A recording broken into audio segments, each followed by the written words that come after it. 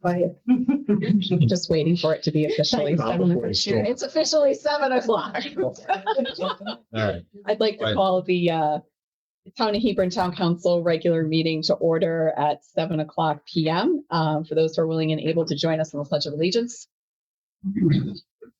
I pledge allegiance to the flag of the United States of America and to the republic for which it stands, one nation, under God, indivisible, with liberty and justice for all. Thank you. That brings us to item 3, additions and changes to the agenda. Any additions and changes from town staff?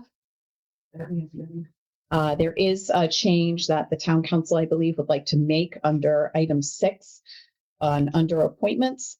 We would like to swap the planning and zoning regular appointment to item A and the alternate appointment to item B. So we'll tackle the regular one first and then the alternate. Any objection by the council? No.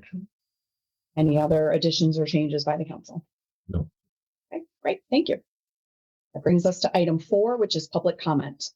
This section of the agenda is reserved for persons in attendance who wish to briefly address the town council. The council requests that a person's comments be limited to a single period lasting 3 minutes or less. While the council respects the right of the public to provide comment, this time is not intended for open discussion or a council response. Residents who wish to request a dialogue should make arrangements to do so through the town manager's office, the council chair, or any other member of the council. Persons wishing to comment online should type comment and your name in the chat box and you will be recognized. As always, we'll start with in-person public comment. Is there anybody in person who would like to make a public comment? Seeing none. Would now be a good time to, or wait until? You could probably wait because you're up for an appointment. Totally fine to wait. Yep. So we'll move online and we'll go to Terry McManus. So Terry, you can go ahead and unmute yourself. Thank you, Madam Chair. Terry McManus, 169 North Street, Hebron. Madam Chair, council members, what a ride the past couple of months have been. I applaud this council's effort in their work to find the best outcome for Hebron by applying their thoughts and philosophies to the budgetary process. At different times during the discussions on social media, partisanship came up as a topic, and that's what I would like to address tonight. I was surprised and pleased at the amount of discussion this budget session has generated, and I was confused as to why I was surprised. My conclusion was that a lot of people are participating, and I've never witnessed this before. A lot of previously unheard voices were being raised. I don't have exact numbers, but I'm thinking that the unaffiliated citizens in town outnumber either party by around 2 to 1. And this says a lot. My thoughts are that a number of citizens no longer feel heard in political discussions. The totally non-political debate on budgets and the unprecedented outpouring of opinion confirms this. Not only are they unaffiliated, they're unrepresented.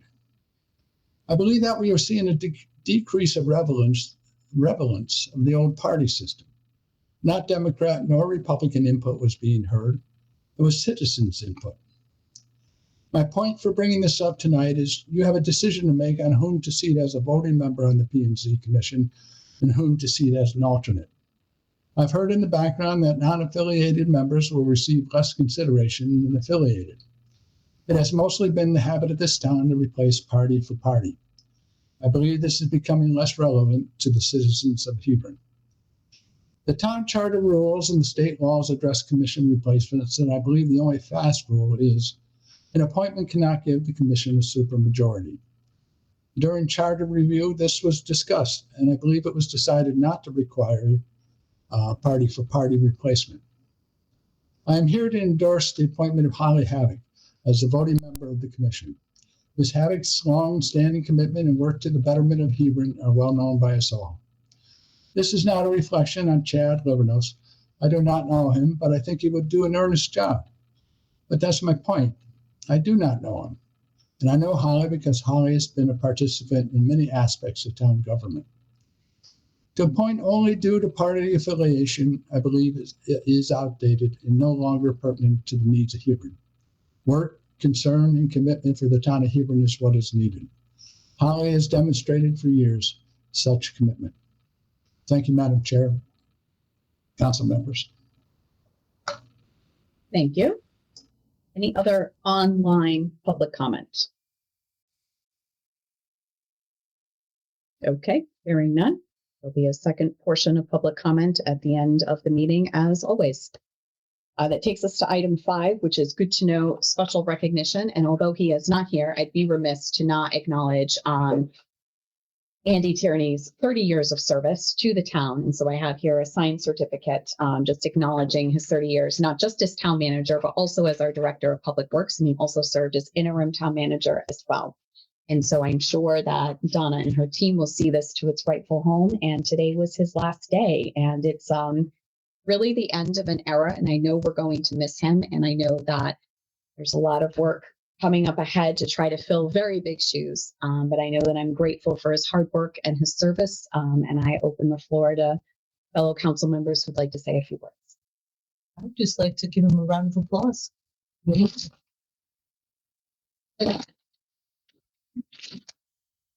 Yeah, I'll just add that, yeah, again, he, served in 2 different functions, and computer goes back on, there it goes. So yeah, he spent many, many years, decades here, supporting the town of Hebron, and it goes without saying, or goes with saying that, we really appreciate all the time. It was pretty much a 24-hour job, as we well know, as town manager. I know we talked to him about him being up. He was chief of police. He would be here taking calls during the weekend. We had a lot of different things going on over the years in town. He was right there whenever we had snow events. He was there making sure all the guys were taken care of. We appreciate all the work these guys did with the roads. We all know our roads are really well maintained in town, especially during snowy seasons. And we really appreciate that as well. So thank you to Andy. I agree. I think everything that everyone has said. I mean, Andy has always been extremely dedicated to the town of Hebron the entire time I've known him, ever since I moved here about 10 years ago.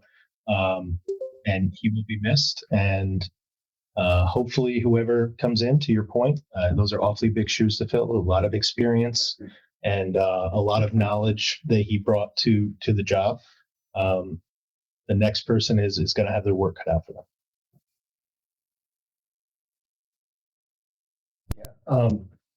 And to be a man of less words, is a very well-earned retirement. He's put the time in, and he deserves to go off and spend that time on his boat, spend his time with his poor suffering wife, who now gets to remind herself what her husband looks like. So all the best to Andy. And the search begins, I suppose. And thank you to Yes, Donna for help. we will definitely be getting to that tonight as well, because that will start tonight. So thank you all very, very much. So that will now bring us to item 6, appointments and resignations. And so since we flipped these, we're going to start with the Planning and Zoning Commission regular member appointment. We have 2 letters. We have one from Holly Habicht, an unaffiliated voter, expressing interest in being appointed to the PNC. We also have an email from Chad.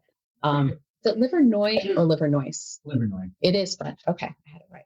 Livernois, a Republican, expressing interest in being appointed to PNZ as well. Also attached was an email from Jason Guidon, who is the Hebron RTC chair, unanimously endorsing Chad Livernois to fill the vacancy. So if the council agrees, I thought it would be nice to hear from both candidates, and then we could have a discussion and go from there. Sounds good. Any objection? Nope. Okay, who wants to go first? I'll go first. Sure. Good evening. I'm Chad Livernois. I ran for planning and zoning back in October or November for the November election. So I'm still interested in fulfilling that position. A little about me. I've been in Hebron since 2018.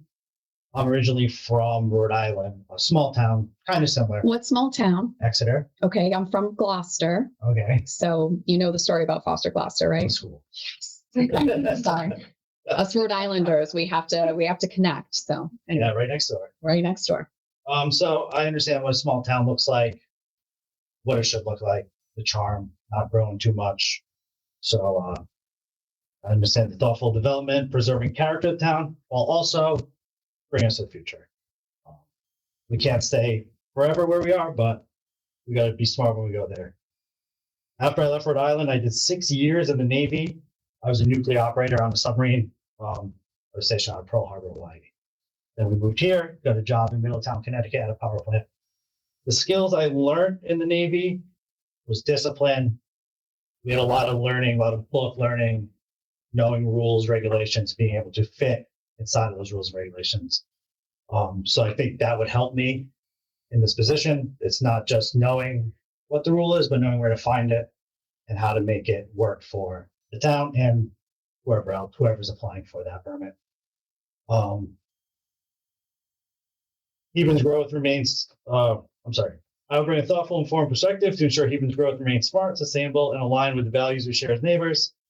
Like many of you, imagine Hebron brought us here for a reason, so I want to keep it that way. Thank you.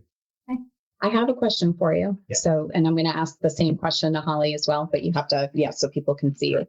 So I agree with you that Hebron's charm is important, but I don't think it's any secret if you've been observing the budget cycle that our grand list growth is anemic at best, and we need to diversify the grand list, and that means economic development, and that means an intense focus on economic development. So if you could just tell me your perspective on that and how you see economic development in Hebron. I would see economic development in Hebron as small businesses, no large corporations. Help small businesses come in, get jobs here, so you're going to have people here to help that grow. Would be a major focus, I would say. Okay. Versus, say, a Walmart or Dollar Store, whatever else would come in. Okay. Any other questions, comments for Chuck? Okay, great. Thank you. Thanks, Jen. Okay, Holly? Thank you for your service. Holly Hubbock, 9080 Street. I guess I'm used to announcing all of that anyhow. So I've been in town since 1995. I've owned a small business on Main Street. I've owned property on Main Street. I've put two children through our school system. I just renovated my home to fit wheelchairs and accessibility. I plan on dying here. It's my home. I'm not going anywhere anytime soon. Budget be damned. Right? So I've been participating with the Planning and Zoning Commission meeting minutes, the meetings for many months. I appreciate what they do. I appreciate how they interact together. I appreciate what they give back to our community. I actually voted for Brenda and was really sad when my vote meant nothing and she resigned a month after she won her position, which honestly is the reason why I put my name in the hat to begin with, because I felt like, okay, you're going to either put up or shut up. So here I am putting up one more time. I'm stepping away from the town center project. I do an awful lot of volunteer work within our town already. I'm stepping away from the town center project in July. And this DeGuzis is going to accept a larger role, and that will continue on without a hiccup, 100% sure. So the community is safe with all of our events and our concerts and the wonderful things that the town center project brings to our town. But that's going to give me a little bit more free time, which I would like to give back, I guess, a little bit more of that to our town. So that really kind of sums me up in a nutshell. Does anybody have any? Oh, so I should answer Tiffany's question. Yeah, sure. There's question. Yep. For me, growth, right? So I invested in Main Street Hebron in 2004 because the Village Green District was right around the corner. It's right around the corner. It was going to be wonderful. It was going to be big. It was going to be beautiful. It was going to be done correctly. Everything was going to look very aesthetically pleasing. And have apartments on the top, retail on the bottom. It was going to be lovely. That did not come to pass. We've been working on things since then. I think that we should not be short-sighted and pigeonhole ourselves with any businesses or opportunities that come our way. I think everything needs to be looked at on a case-by-case basis. And I think that it's important to make sure that we are being steadfast to our residents and our community and work from there. Great. Thank you. You have any questions? Any question? No, thanks, Holly. Thank you. Thank you very much for your consideration. Great. Right, with that, I'll open the floor for discussion. Or I can make a few comments first if that's at all helpful. Okay, clearly Please. you do. All right. I'll do that. So, it's challenging to me because I do want to be mindful of party representation. And I'll tell you why. It's an elected board. And right now we currently have 3 Democrats and 1 Libertarian. So we do not have Republican representation on Planning and Zoning Commission right now. And the reality is this is a Republican seat. A Republican was elected to fill it. A term I like to use talking about these kinds of things is something called stare decisis, which is basically let the decision stand, which is a kind of a colloquial way to refer to precedent. And I do believe the Charter Revision Commission actually agreed to have boards stick to precedent when it comes to appointing folks to elected boards, that a party for party kind of thing. There was one instance, a very rare instance, where I argued for a different party for a different seat. And that was because an election had just occurred in November and there were 2 candidates that were going for the seat. And a person of a different party had beaten that candidate, even though it was for a person of the different party. I was outvoted that night, and probably rightfully so, because if precedent is precedent, then it shouldn't be overturned. And so I believe strongly in that precedent, and I believe in party representation. So that's where I'm coming from.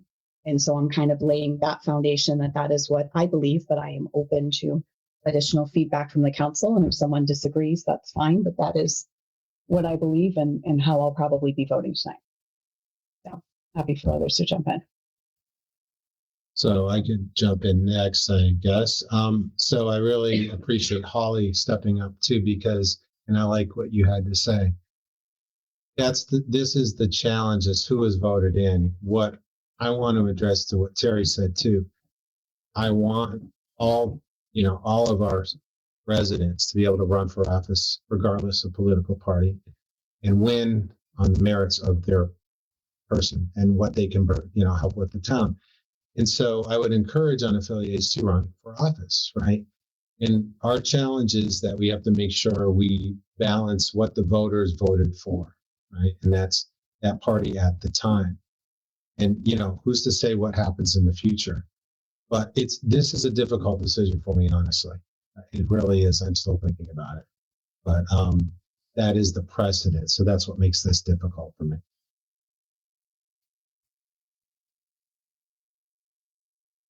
Yeah, I also had some, deep reservations and objections to Terry's line of thinking. Unfortunately, this is a 2-party system in America. And believe me, if I could, I would be a U, because while I am a conservative and I don't strictly follow either party's line, I am a registered Republican, because that's working within the system. That is participating in a way that is meaningful and in a way that allows me to be a part of the system and be voted on by the average resident of Hebron. Unfortunately, the unaffiliated voters do not have that structure to get themselves on the ballot without either going through a huge amount of effort to put themselves on independently or affiliating themselves with one of the established parties. And I also disagree with Terry, because that's exactly how I got to know Chad. I know Chad very well. We spent a ton of time campaigning together, many mornings, freezing our butts off in October, out in front of the transfer station or in the center of town. And I know Chad quite well. And I understand that that's why Terry doesn't, because he's not participating in our party's events that helps people get to know each other. I agree. Holly participates in everything in town, so everybody knows her. And that's great too, starting with appointed positions or other organizations to get yourself well known in town. But, you know, there's also nothing wrong with going right for elected office like Chad did. So I know both of them well. I agree with the precedent rule, even though it's not a rule, the precedent.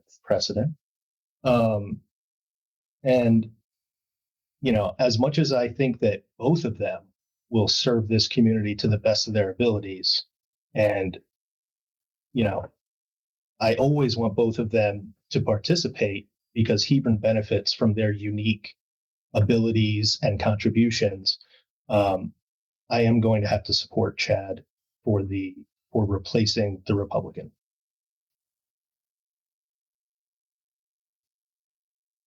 My statement is more on the personal side, less the political. Chad, Holly, I've actually been you. I've stood in front of this board seeking an appointment, and I appreciate you guys coming out and putting yourself forward. It's work, no matter what board you're on. It's a lot of work, and stepping up, trying to give back to the town. Just thank you. That was my thought standing up there. My hands are shaking way worse than yours, so you did a good job. So not to even hint to where I'm going in that sense. I just appreciate more newcomers. Now that you're newcomer-ish, right? But you're newcomer to this coming forward and helping serve the town. It's important. Those watching online, those, you know, sitting in the audience, it's hard work, but it's fulfilling. It's where we live. Like, this is how we make the town better. So thank you. The only things I would add is we're truly blessed to have such talent and energy and commitment to the town sitting in this room right now. Every single one of you devotes countless hours to make our town a better place. I appreciate you all.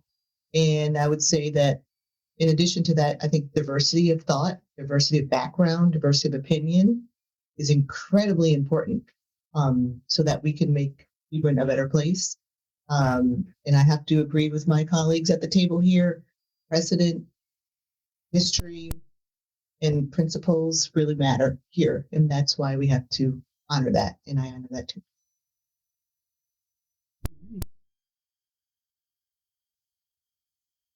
I'll go ahead and read a proposed motion, and we'll offer that for further discussion, and we'll move it to a vote. So I'll move that the Hebron Town Council appoint Chad Livernoy as a regular voting member to the Planning and Zoning Commission for a term to run until November 20th, 2029. Any further discussion? All right, hearing none, we'll move to a vote. All those in favor, please signify by saying aye. Opposed, nay, or if you wish to abstain. Jan Lawrence. Jan Lawrence, aye. Claudia Riley. Claudia Riley, aye. Keith Pettit. Keith Pettit, aye. Sean Fitzgerald. John Fitzgerald, aye. Tiffany Teely, aye. Passes unanimously. Thank you. Thank you, Chad. Thank you for stepping forward. Congratulations. And make sure you get sworn in at the town clerk's office so you can serve. Thank you. Okay. And that brings us to item now B, the Planning and Zoning Commission alternate appointment. And so, Jan, would you like to make a motion for I that? can do that one. Sure. I think Holly has something to say. Yeah. Oh, Thank you. I'm not interested in the alternate position, but thank you very much. Okay. okay. Move right along. That will bring us actually now to item 7, which is the town manager's report, but it will actually be, a staff report for now. So we'll have Donna and Dory take it away and then go from there. We'll just start by saying we've been working on a transition. I've been spending some time in the office with Andy, Dory, and Mallory. We've had a few meetings, gone over a lot of stuff. So we are working on that. I think the biggest, the most important thing we've been working on is the budget. And we now have a proposed budget that will be going to referendum, and hopefully we can get it passed. So we will continue to promote that and try to get people out to vote. The finance director will be sending a memo tomorrow to the council and the board of finance. Our bond rating has been pulled, and this is not unexpected. because of the issues that we had with getting the audits issued, this was not unexpected. So the memo will go into that in a little more detail. Also, we received correspondence from the state of Connecticut today regarding the late audits. So we'll be addressing that and trying to get those done as soon as possible. They've given us a date for the 24 audit of by the end of May. So we need to get more information on that. So we will dig into that. We're finishing up a few ARPA projects, Peters House, Horton House, the implicit bias training. Those are in the works. A lot of that stuff is contingent on the weather, so those will be taking place in the spring.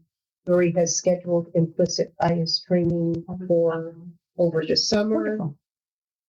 We are working on hiring tax collector, senior center program coordinator, a DPW truck driver, and soon a finance director, which I do want to maybe offline talk about what your thoughts are around that position. Yep. And then I'm just trying to catch up on projects. So I know what the projects are, but I do need to catch up on exactly where we are on that. There's going to be a couple appointments that the board will, or the council will want to consider. The Chatham Health District is something that Andy has served on forever. So we will need someone for that. Okay. And then the Legal Traffic Authority also. So we'll be working on recommendations for those two. And will that come to us the next meeting, you think? I believe so. Okay, great. Yeah, great. That's it for now. Okay. Thank you. Any questions for our staff? Are all of those appointments usually required to be the town manager, or can it be any town? They don't town have to staff? be the town manager. It's just delegated to a town staff. Right. Chatham Health District, I believe in some instances is board members, council members. So it doesn't have to be a first selectman, doesn't have to be a staff member. I mean, first selectman, I don't know if they would technically consider that to be a town manager though. But it could be. it's not. It doesn't have to be. It's not required to be a CEO or CAO. Right. Okay. That might give us some flexibility. Good to know. Thank you. Thank you. Any other questions? Yes, I just had a clarifying question about the late 24 audit. I was always under the impression that it had already been submitted to the state. I guess We have been working with the state. Okay. It may just be a routine correspondence that they have to send at a certain time of the year, but we have been working with the state, the finance director and the town manager. We're having regular meetings on updating that. So, And so what does that mean with respect to the 25 audit? Does that mean that that's also being pushed out? it's delayed and we can't, they are starting preliminary work on it, but we really can't get into it until the 24 is done. And then with respect to the bond rating, how often is that reevaluated? I believe that once we finalize the 24 audit, that we will be able to reapply. That's my understanding. Okay. And when did you say that is tentatively going to be completed, or do we have it? The 24 audit, Yeah, they told us the end of May. end of May. Yeah. Okay.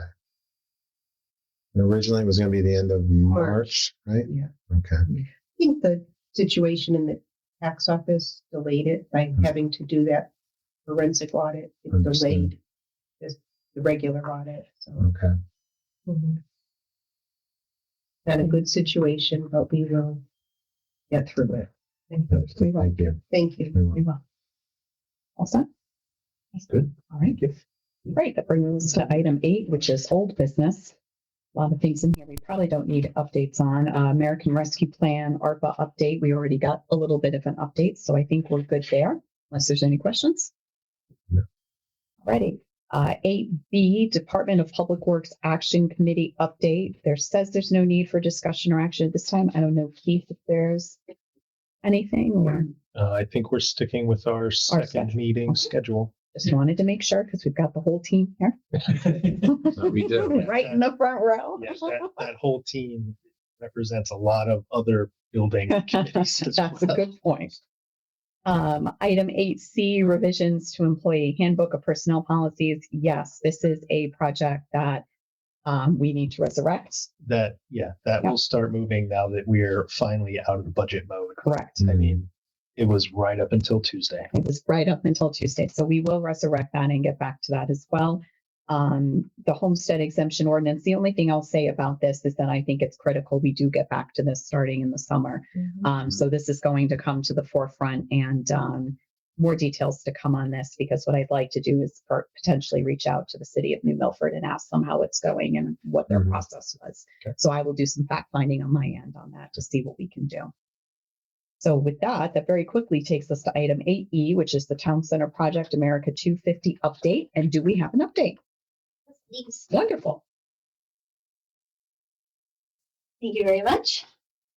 Just want to share with everyone that the Hebron Community Chorus is going to be presenting America Sings, 250 Years of American Choral Music on Friday, April 24th at 7:30 at Ram High School. There will be the Ram Select Chorus participating with them as well. A very wonderful program that they have planned for us. All of you old people will not be there, but their song will be. Yes. I don't have that technology yet. You know, right? It's coming. It's Yeah, coming. yeah. The other thing that I would just like to remind everyone is that Code is again also offering their Stories of Connecticut's Black Patriots. That's going to be held on April 30th. Our program is slowly catching on. We have some new, hopefully, some new blood coming on Saturday. Our next meeting is Saturday at 9 a.m. right here in this room. That'll be Saturday in 2 days. I know your meetings are all running together. I'm not going to ask any of you to join because we've all seen each other enough. But yes, so that's my 250 update. Thank you very much. Great. Thank you. Thank you. Excellent. Brings us very quickly to item 8F, Hebron Cell Phone Towers Advisory Group. I don't think there's an update here because they haven't met yet. met yet. They Correct. Yeah, because the spring break, Wonderful. all That's of like, our okay, committee members are away wonderful. next week. Very excited for that group to start meeting. Then 8G, Town Website Project update. Well, slight delay due to the budget season, but we did have a couple of correspondence. One was that, we talked about doing a revise as another option, right? I think what we want to do is get some alternative quotes and meet with some other different companies for this as well, so we make a really informed decision. We've met extensively with Civic Plus.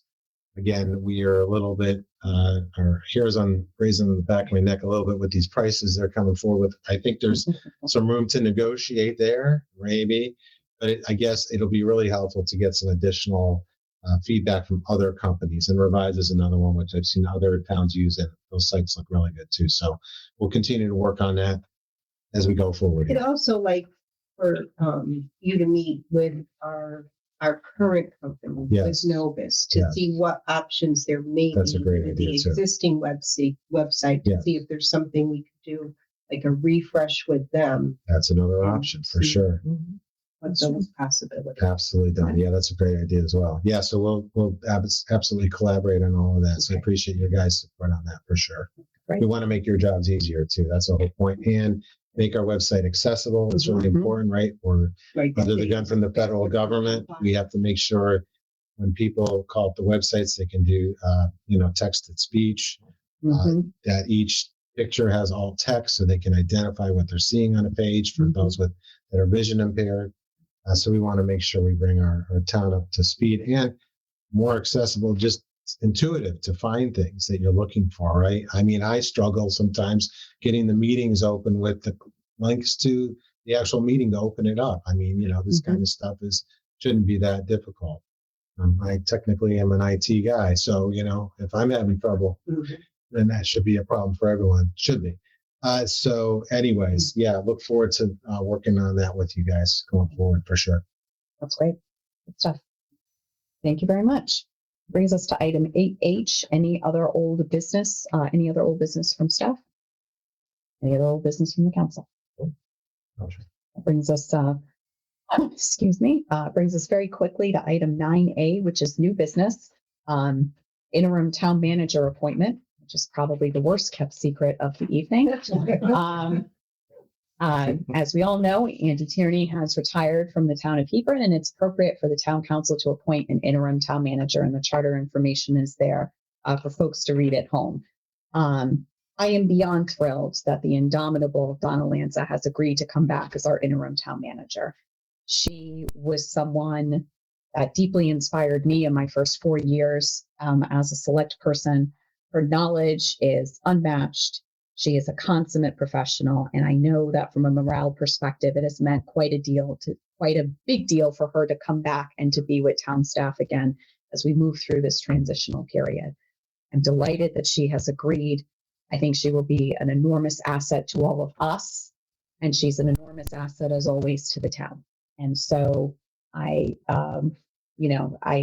bringing this forward, and we have a proposed resolution. So I'll read it and I'll open it up for discussion. I'm going to take this one as well.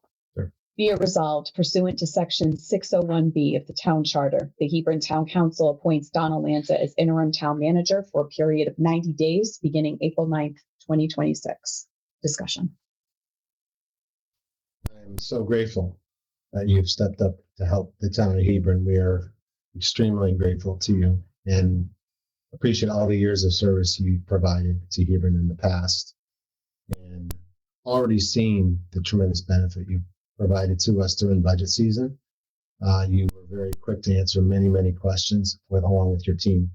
And we really appreciate you stepping up, Donna. Thank you so much. Yeah, I'm beyond enthused. I really, no offense, but I wish you were 20 years younger so that you could be the actual town manager.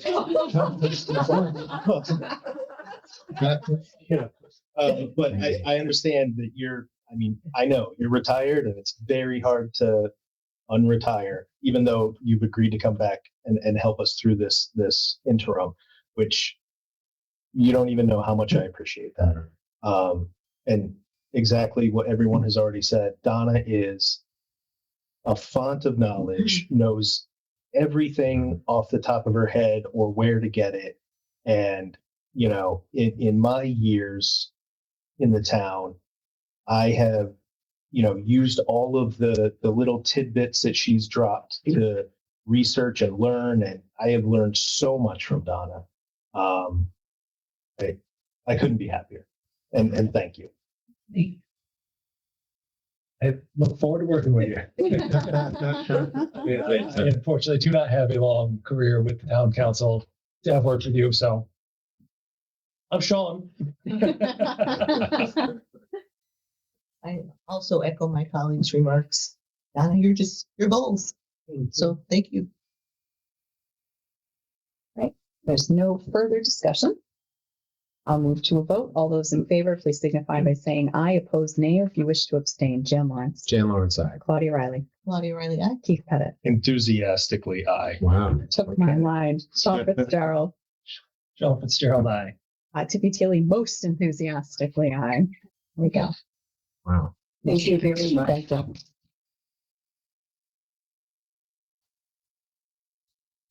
Thank you for having the confidence in me, and I look forward to some challenges, but we have a lot of work to do.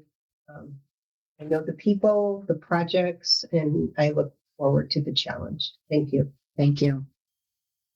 And with that, our first challenge, item 9B, discussion of executive search for town manager. So let's get started. So I added this item to the agenda to start, we really need to start discussing the process for recruiting the permanent town manager. Donna has already begun work on updating the town manager's job description, which is more of a professional prospectus, which I really like. I think when you recruit for an executive level position, you need something that kind of looks like this. And also attached are purchasing policies, which may address questions of bid requirements. So it's my feeling that the council, for consideration, the council should probably consider retaining a professional executive search firm for this. I think that it's too important a role to leave up to hopefully getting someone to send in the right resume. And so I'd like to just turn it over to Donna to just take us through, what some procedures have been. I've seen historically that we have had, we've appointed a search committee, which we should probably also discuss a little bit tonight. And then we've also had other committees. It looks like we've had a community committee that has interviewed in the past, which I think is a good idea. We should consider as well. But wondering if you can take us through just the process and how we could think about bid requirements in terms of looking. So I think for the big bid requirements, I'm pretty sure that our policy will allow for you to either do a exception to the bid policy or a waiver to the bid policy, because it's a one-time and it is timely. It's not like we can go out to bid and wait 3 months to interview, and it is a one-time special consultant. So I do believe between the exceptions and the waivers that we don't need to go out to bid. We've used search committees, I believe, 2 or 3 times. One time we did it in-house, which we're not going to have the reach that an executive search committee, especially a search committee who specializes in municipal government, would have. They just have those connections. They know where to go. They know the people. CCM has an executive search committee. It is pricey. It is, the last time we looked into it, it was 17% of the first year's salary plus $5,000 if it's a local search, or $7,000 if it's a nationwide search. So you're probably looking at $30,000 plus for the CCM. There are other municipal search firms out there. I think you may have talked with a couple. We did. Randy Frank is another one. I'm not sure if we've talked to yet, but I just learned that John Elsesser is working with Randy Frank. Okay. So John is the former Coventry town manager, and he knows the area. He knows the issues in Eastern Connecticut. I think John, if we were to look at Randy, John might be somebody we would want to talk to. Okay. So, and as to the search committee, even if you were to just appoint the council as the search committee to start with, and then you could expand it based on, I think, recommendations from whoever is the consultant. Okay. Because they're going to come in with, they may review the job description. They're going to look at the salaries. I think there's a lot of decisions that we probably just need to hold off on until we get that consultant on board. I'll open it up to the council to ask questions or just discuss and see what we think about that approach, or if we want to move in a different direction. So I'll open it up for questions and comments. Yeah, I definitely support having a professional search committee, because I know that the price tag seems a little bit high, but I think that, we also see how a good quality candidate can make that money back in just a few really good decisions. So, and I completely agree with Donna. If it was relying on me, I don't know anybody. So, I think we need to get professional people with professional contacts so that we can give them, a preliminary list of qualifications to look for that perfect fit for our town.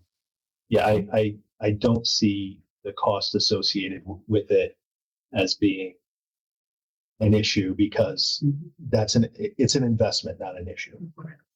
I think we'll get a tremendous return on investment if we spend the time and the hours and a little bit of money, a little extra money here to get the best candidate for this town. We are at a crossroads in this town.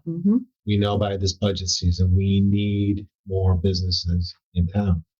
And we have to do that thoughtfully, like we've talked about. We want to make sure it fits the country character of our town.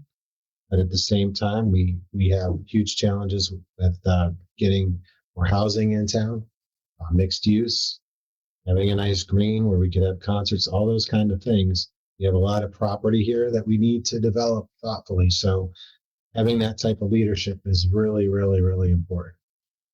Another really important. Yeah, I just think it's super important we spend the money and do an executive search in this case. I would say this is a once in a generation decision, and we cannot take it lightly. The person that is selected, the person that will sit in that office upstairs, will move our town in a new direction. That is our desire. Right? Frankly, I think it's a matter of the survival of our town. You know, we're going to be, just in a short 12 months, we're going to be sitting down again talking about budget. And is it going to be deja vu all over again? We want to move forward. Yeah. And I look forward to, as all of you said, making the right investment, doing this right. Yeah. For the good of all. What do you need from us tonight to move forward? Because ideally what I'm thinking, unless anybody disagrees in the council, what I'd like to do is decide on a firm if we can at the next business meeting. Is that okay with everybody? If we have the quotes in place and we look at the proposals and we. Do you want to just look at the quotes, or do you want to interview? What do you recommend? I don't think it would hurt to. Yeah, it definitely think we need to interview. Yeah. I don't think it would hurt to Because- interview. Okay.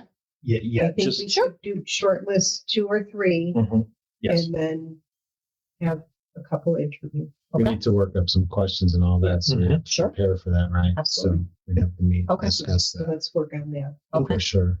And I think we all need to be also of one mind of what we see as a goal candidate, because, you know, when we're talking to these firms, different firms may have different specialties on finding certain applicants, and we need to make sure that that is clearly communicated, because, you know, lowest bid doesn't necessarily mean good. I mean, the building committee will tell you the lowest bid is not always the best result. I definitely would like to interview some that we feel would be best match.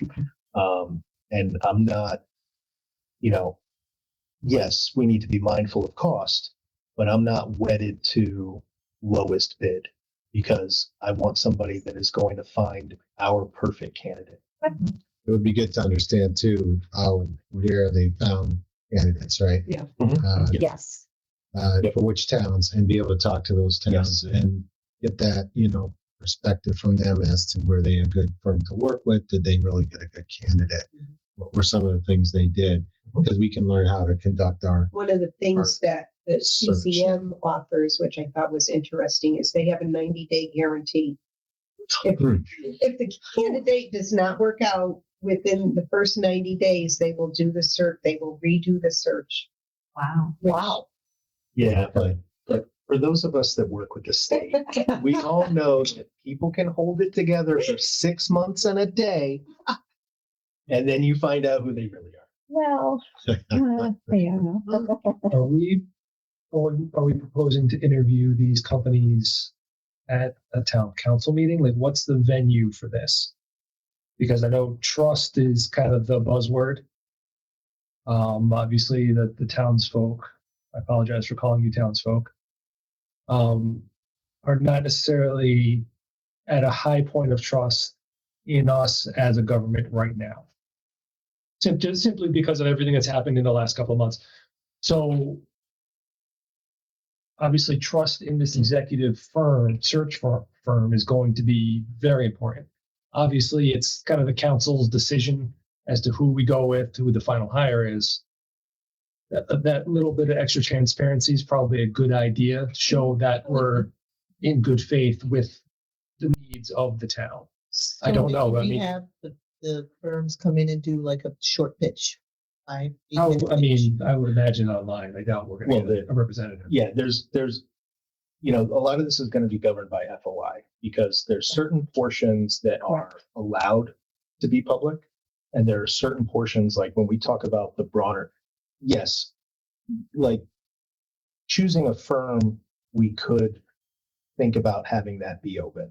But when we start getting into personnel searches, Correct. that is not Mm-mm. public. It is not. Once you appoint your search committee, those meetings then can be done Yes.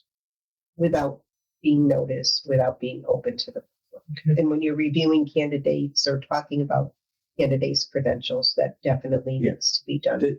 Right. There'll be certain portions and we'll follow FOI. Mhm. And Donna is very familiar with what Yeah. qualifies and what doesn't. So, I mean, I understand where you're coming from about trust, but there are also guidelines that we have to follow Correct. as far as the government process of Mhm. hiring. Mhm. Gotcha. But yeah, the firm presentations, I don't have any problem with that being a special meeting and being public session. It's a good idea. I like that. I think maybe it should be a special meeting because if we're to try to not make up some time, but try to start the processes as quickly as we can and, get the ball rolling. Would it be helpful if we appointed the search committee tonight, at least to start of just the council, and then at least we can start? Would that be helpful? I think it would be. Okay. I think you could appoint yourself as the search committee, but leave it open to adding to it if that's the recommendation of the consultant. I've made a lot of motions tonight. I see Jan chomping at the bit. No shit. I almost got one for Holly with the kibosh on. I would have liked to have made that nomination, but anyways, sure. So the motion before us is to nominate the town council, Appoint. appoint the town council as As the town manager search committee the town manager search committee. with the With the option, potential to add. with the potential to Other add members. other members. With the potential to add other members. That works for me. That works for me. If- Any other discussion on just that motion? Add additional. Additional, okay. Yeah. So you gotta take a cue from Mhm. gentleman over there to write this down first and then do the motion as opposed to being quiet. Right? Sorry, I'll get it next time. I'm still a newbie. I'll get there. You're going to get. Any other discussion on the motion? All right, hearing none, we'll move to a vote. All those in favor, please signify by saying aye. Opposed, nay. If you wish to abstain, Jim Lawrence. Jan Lawrence, aye. Claudia Riley. Claudia Riley, aye. Keith Pettit. Keep it at eye. Sean Fitzgerald. Sean Fitzgerald, aye. Myself, Tiffany Teely, aye. Thank you. Now that we've established that.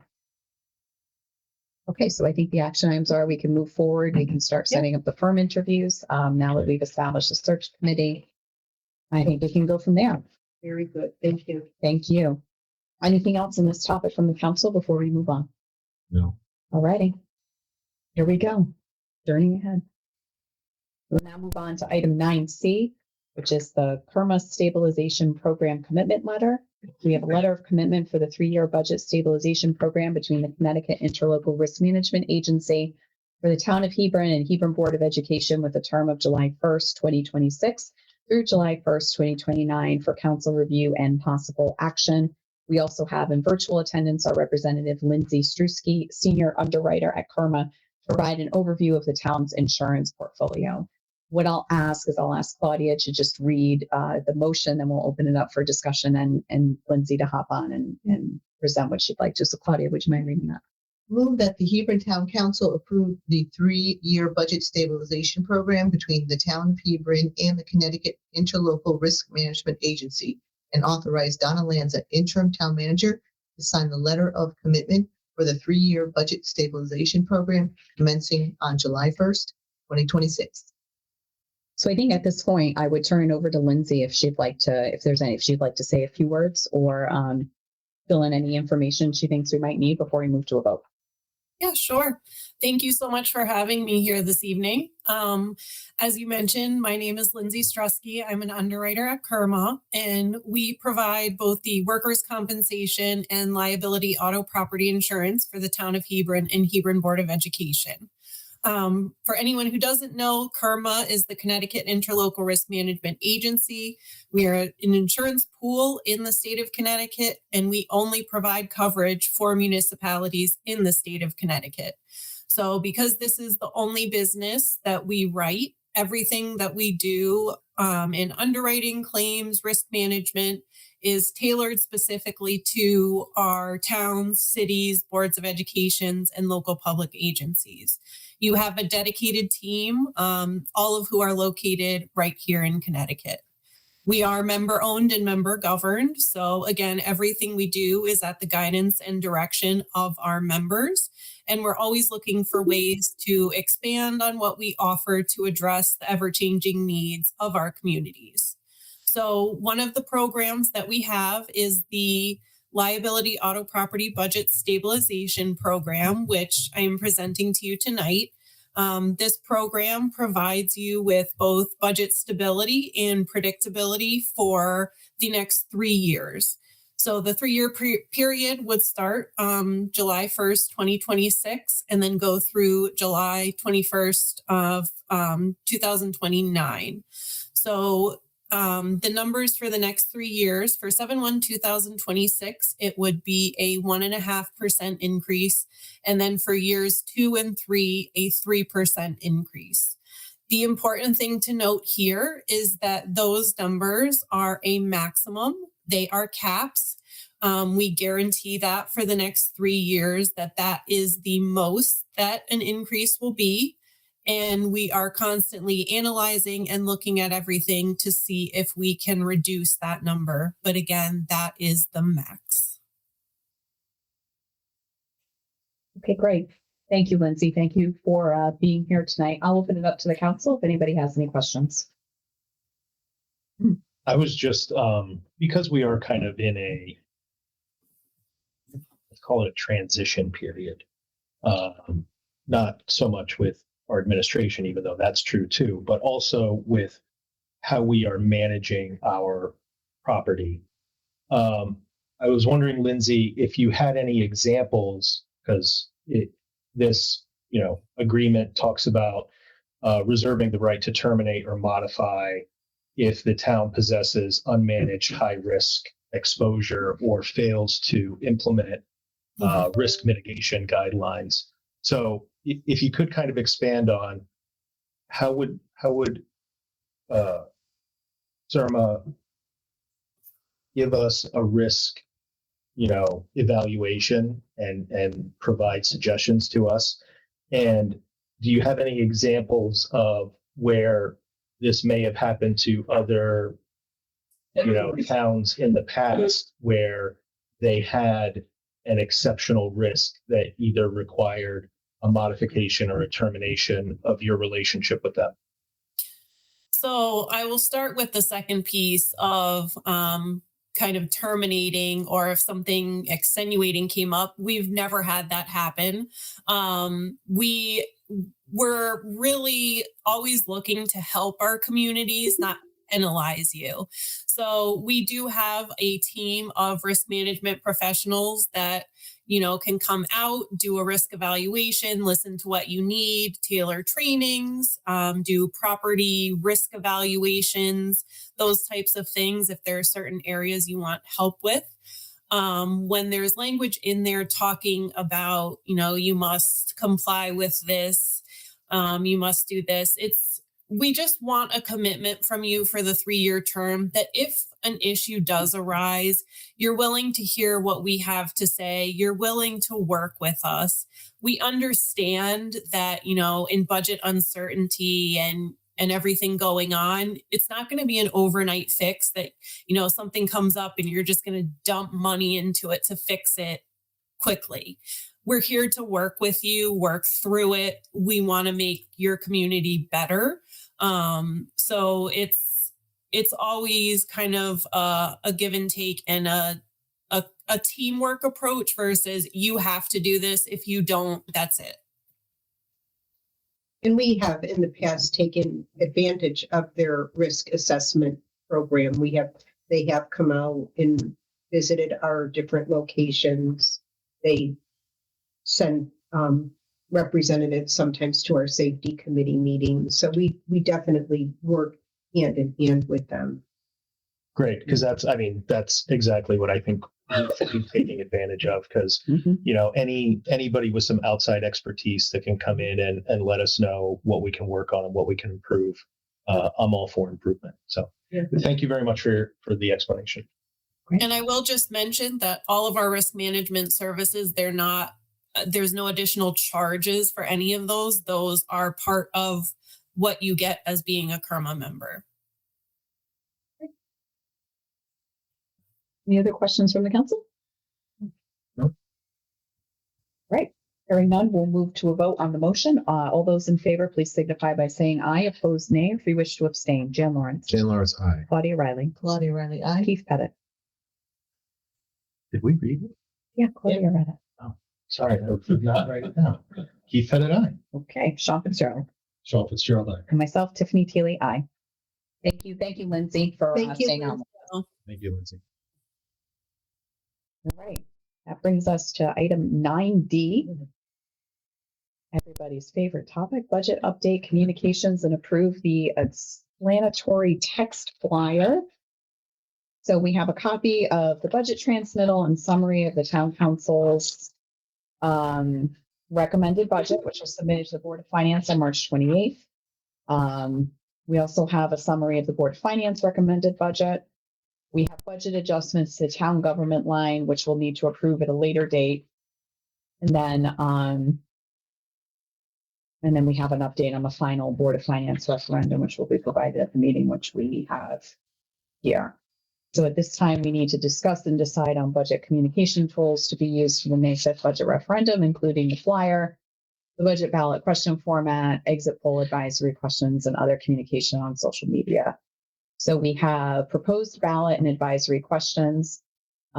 We should review, determine which advisory questions to use and approve for inclusion on the ballot. And so the advisory questions are being reviewed right now by the town attorney. He has approved them. Oh, he has approved them. Okay, great. Yesterday. Just yesterday. Okay, great. Okay, so we can move forward on those tonight. Great. Yeah. Okay.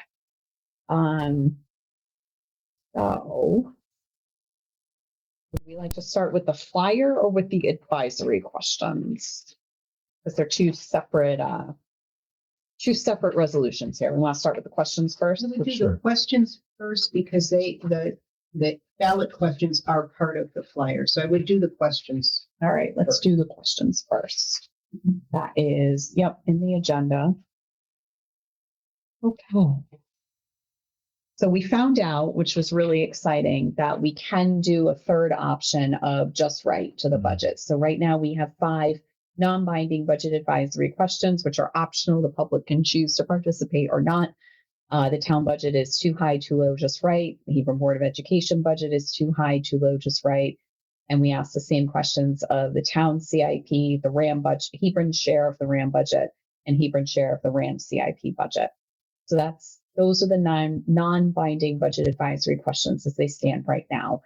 I personally like having 3 options. I think it gives people an opportunity to weigh in because some folks might like the budgets as they are. We don't know. We only hear from, we heard from more people than we ever have before, which is awesome. And I welcome that, but we don't know how majority of voters may feel. So I'm comfortable with the 3 options and with the number of questions. I'll open it up to the council to see how you guys go. I like it because you're not basing it on what they voted on or any of the budgets. It's a generalized set of questions. So that it's really good to have that just right in there too, because if they voted yes, well then I guess it was just right. So it's good to know that. But to be sure, they could choose something else. So good to know that. And we're not considering exit polling, or is that still up for discussion? I think that's still up for discussion on. We don't have to decide on that tonight, right? We don't have to decide on it tonight, but if we if we do, we need to get to work on it. Yeah, because very we need to quickly. allow for printing, Right. logistics. Printing and scheduling, Yeah. because the manpower is manpower. That's the day problem, of yeah. the referendum is the biggest. What would exit polling look like? I'm not clear compared to what we're doing here. You can get a lot more feedback in the exit poll because you can ask a lot more questions, but you also get comments. So you get a real feel for the people who respond, where they're coming. I don't recall a time where we did both. It's usually one or the other, Okay. but there's nothing to say we couldn't do both. But the exit poll, you really should do the entire time the polls are open. So that's, you need a few people, for the entire time. Understood. So Yeah, it is a commitment. for sure. I think for me, why I prefer the non-binding questions, this is just my preference, is that I think sometimes folks can be reluctant to talk to another human being after they vote. I kind of feel like people want to vote and just get out of there. And I feel like this provides an opportunity for continued anonymity with your ballot. And while I feel like there are individuals who might be interested in an exit poll, like I do think that, but I don't know that we'll get as much participation that if someone can just flip a ballot and say, boom, boom, boom, boom. I mean, at least we have the potential, I think, to get more information from this because the anonymity is still there. I think there's value in both, but I would agree we don't need to do both. I think it's either or. I'm fine with just this, even though I do have, I'm sorry, I'm going to be the naysayer on this. Okay. Is everybody else? Well, We're say good. your nay. So Okay. Yeah. I So, my comments. okay. What's So, the name? The first question is very misleading.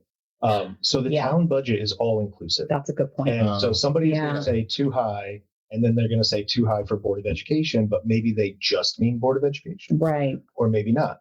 So I really think that the first one should be the town government portion of the total budget. Yep. And Yeah. the Yep. Hebron Board of Ed portion of the total budget. Yep. And then the capital improvement program Yeah. budget. Because otherwise, Right. Yep. I'm not 100.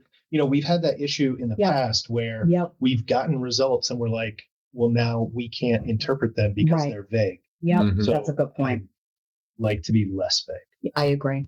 I agree. We need to distinguish that totally and completely. And I'm not opposed to, if we can do 6 instead of 5, I'm not opposed to having one that says the overall budget is too high for me. But again, that might be overkill. I think that them putting it on each line underneath, we can kind of assess from that. I think we could start with that. So the town government portion of the total budget Yeah. Yep. and the Hebron Board of Education portion of the total budget. Yes, Okay. correct. Yeah, I agree. That's a good point. Thank you. I think for the first vote, assuming whether it goes to another referendum or not, this is good initial feedback. If it goes to further referendums, exit polling might become more valuable. Sure. Because then we're looking, this is just overall, hey, here's the budget we proposed. The public was very involved. Mhm. Like we put it all out there. Mhm. Say it passes, but we'll still get a feel. Yep. If it doesn't, we'll say, okay, we'll dig in. Yep. Second referendum, that's when we're like, okay, if this one doesn't, we're looking for ideas Yeah. because we were drawing blood with this one. Mhm. Having to go to a third referendum, Mhm. can we turn off half the lights during these meetings Mhm. if we have to go that far For that. tonight? It is probably. So I think for the initial, this is valuable. And realistically, the town realized that Facebook exists. That's our exit poll. Mhm. There's going to be hundreds of comments, opinions, original posts on the evening and day after the referendum. So we're going to get tenor of the town Yep. from that in addition to this. Another option is to do some kind of polling on our website. Won't be needed. I can tell But- you, the well- people who have things to say are going to say them. Sure, And for the record, we're going to read them because what we're here for. we are, but I don't want people to be missed because we get bombarded the amount of posts. It is kind of hard. So if we had a way of capturing that feedback, That's what this is. that is good. But what I'm getting at is if we go to a further type of exit polling or more additional questions, we might be able to have some kind of form people could fill out. We could capture all those results in a more organized fashion. That's all I'm saying. Similar to like the budget FAQ. Yeah, something like So, that. so you in know. between, just to get the tenor. Yeah, yeah. There's definitely value. To centralize that data, because I think again, it can be really hard to quantify and to capture everybody's posts and replies and all that. And we got 5 different Hebron, kind of communities on Facebook, right? Yeah. And some of those communities even said, look, we don't want to actually talk about the budget in this community. You guys have 4 other ones to do that. And so I've seen some of that happening. So, right. So I think we want to make sure people know we're hearing it. We have a way of quantifying that information, that it's organized and that's data driven. And so that people feel like we're being as transparent as we want to be. I think Sean's point though is well taken. I think for the first round, I would recommend that we stick with just the event. Oh yeah, no, I wasn't suggesting Yeah. anything to the Yeah. contrary. I agree. With Keith's changes. Yes. Yeah, to yes. distinguish Yeah, between, yes. that would Yes. be huge. Good. Okay, so let's do that first motion so we can move to the flyer.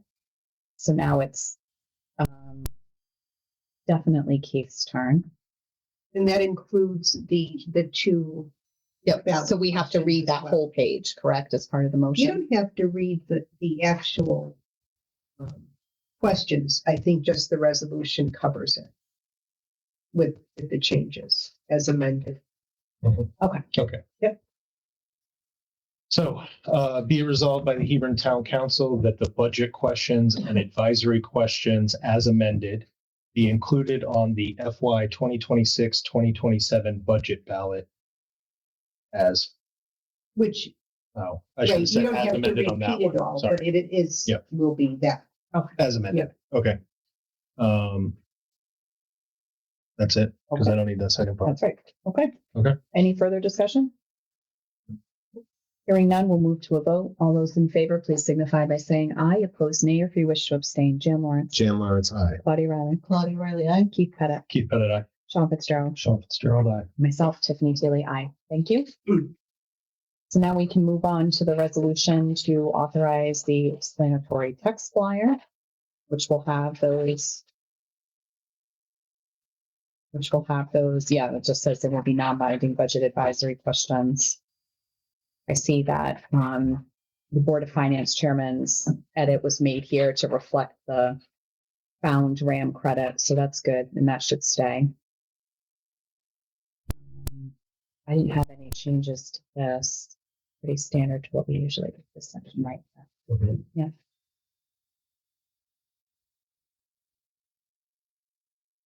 I like the QR code. Yeah. Yeah, QR codes are making a comeback. A little dinosaur in there. I did notice the dinosaur. Yeah, That's just what came out. I don't. know, really. but that's- I like it. Maybe it's our new mascot. It's a T-Rex. Yeah.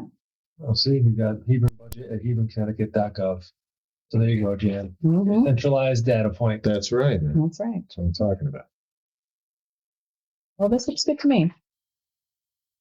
Unless the council has like any edits or anything.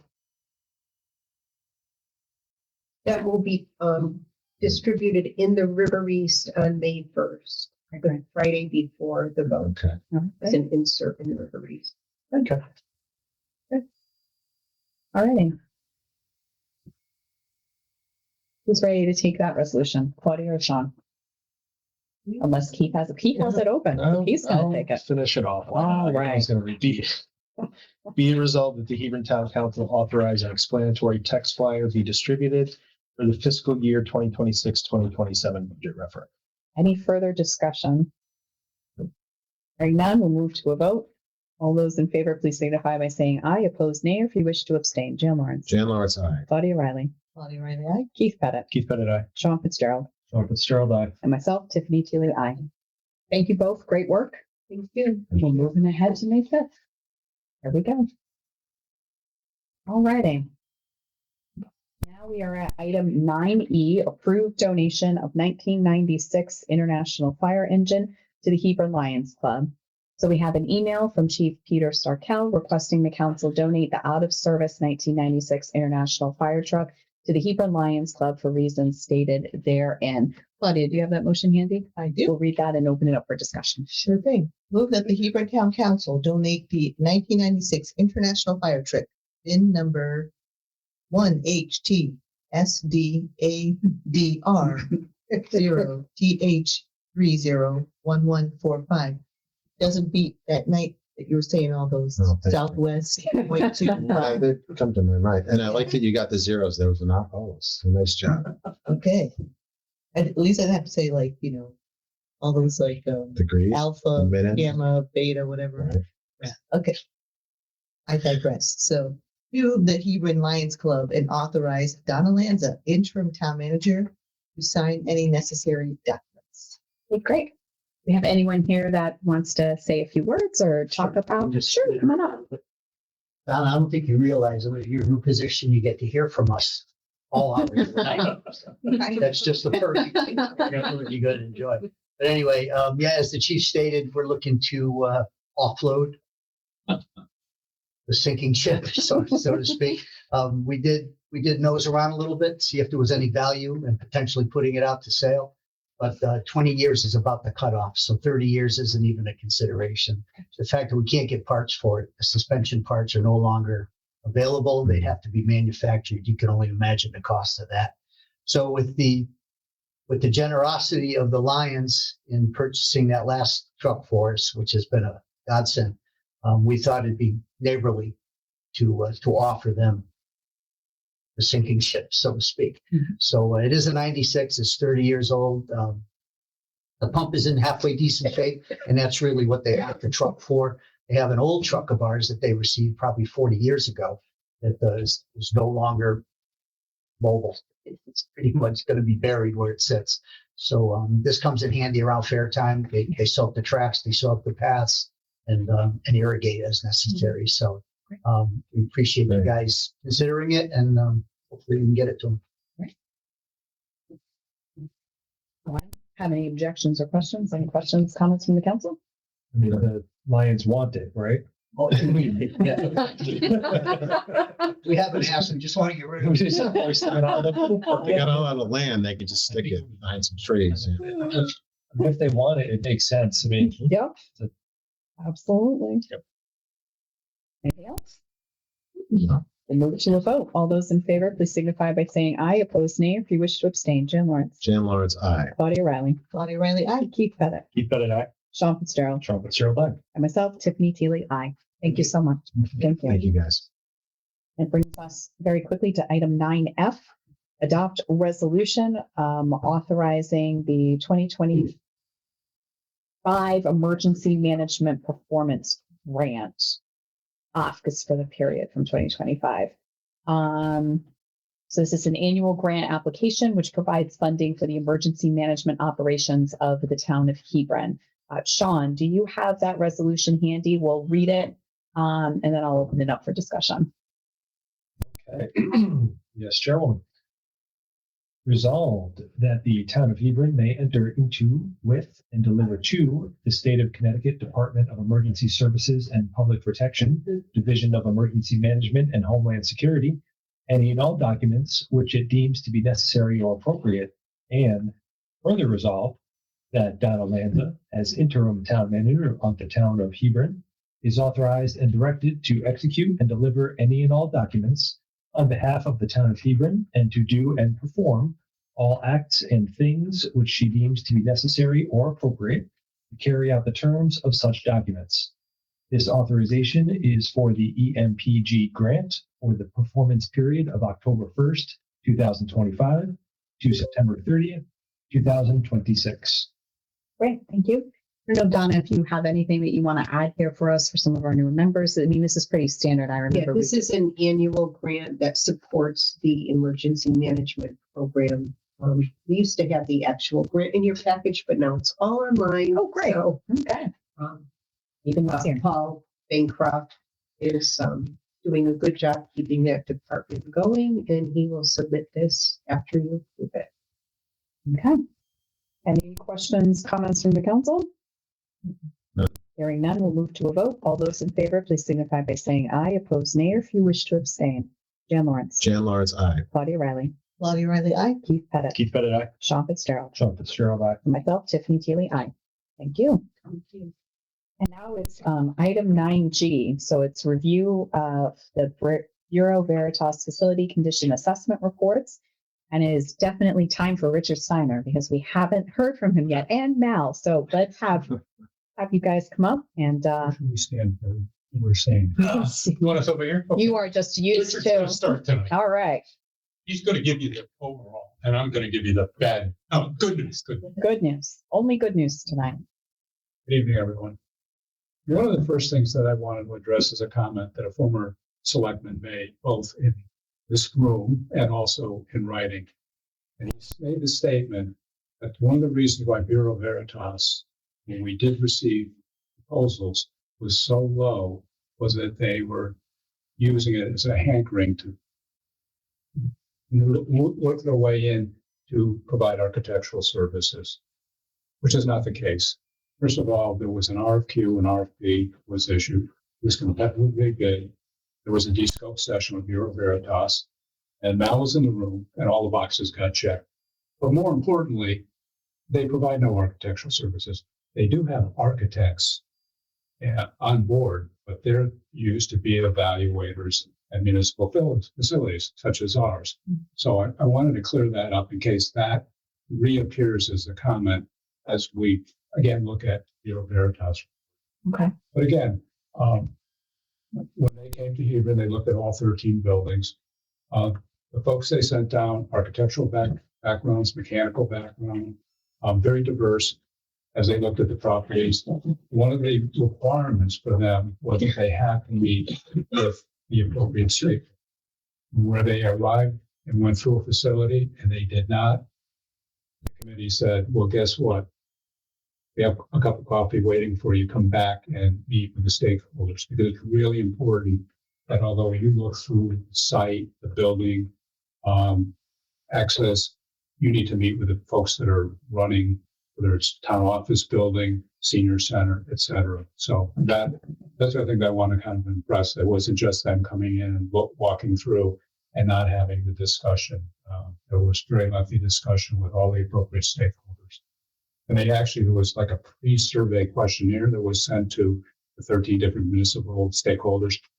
Those were all returned to Bureau Veritas, and in one of their efforts, they went through the questionnaire with the parties that filled them out.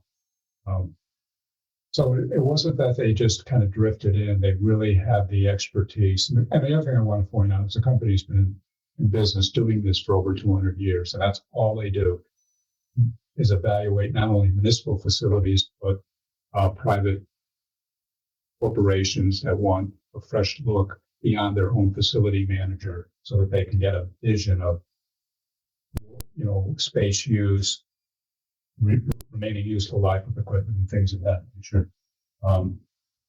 We put some bullet points up there as far as, just kind of amplifying just the detail that they went through, the physical effort in order to generate the list that you and the Board of Finance have previously seen.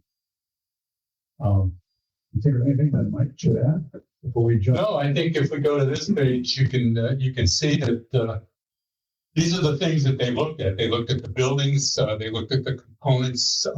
And as I go through this, please stop me if you have any questions, because you're going to get a spreadsheet tomorrow that's 40 columns wide, because 40 columns wide, because it's got current day costs and extended costs. Mm-hmm. And I'm not going to even go through that tonight, other than to explain how it's laid out. But, if you look down here, this is what, and I think you've already seen it.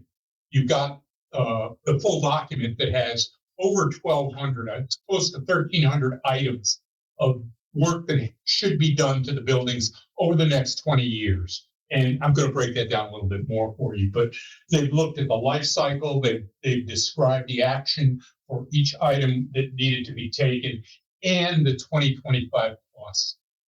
That was a problem, because if we stick that number in front of you, you're going to say, okay, you're going to do this all in 1 year. And we know, thank you very much for your comments tonight. I feel like I got set up here, to do this. We're not going to do it in 1 year. The issues that we have with our budget aren't going to get fixed in 1 year. The issues we have with our facilities aren't going to get fixed in 1 year. And we know that, and they know that.